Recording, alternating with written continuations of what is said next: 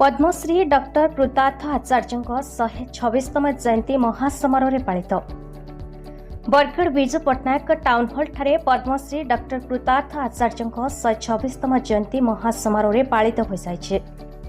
सकाळे संबलपुरी वस्त्रालयर सभापति संबित कुमार आचार्य समेत तांको परिवार समस्त सदस्य सदस्यवृंदଙ୍କ द्वारा बरगढ़ ब्लॉक सम्मुख वस्त्रालय निकटे रहिथिबा पद्मश्री डॉक्टर कृतार्थ आचार्य प्रतिमूर्ति निकटे उपस्थित रही पुष्पमालार्पण सह गभीर श्रद्धांजलि अर्पण करा।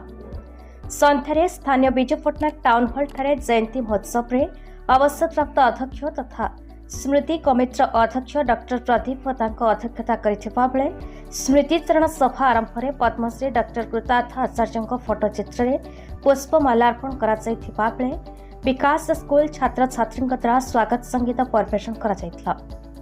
अवसर में ओडिशार विशिष्ट कथाकार दास बेनुहोर मुख्य अतिथि और मुख्य वक्ता भाव जोगदे पद्मश्री डॉक्टर कृतार्थ आचार्य समवाय आंदोलन में थिबा गुरुत्वपूर्ण भूमिका संबंध में आलोकपात करी तांको बलिष्ठ व्यक्तित्व भयसी प्रशंसा करथिले।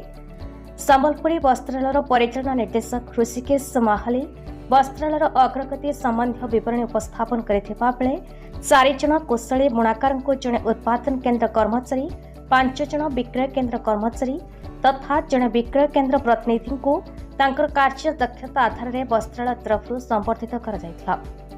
वाणिज्य अधिकारी हेमंत कुमार मिश्र कार्यक्रम को संयोजना करथिबा बेले संपादक शरतलाल सिंह धन्यवाद अर्पण करथिले।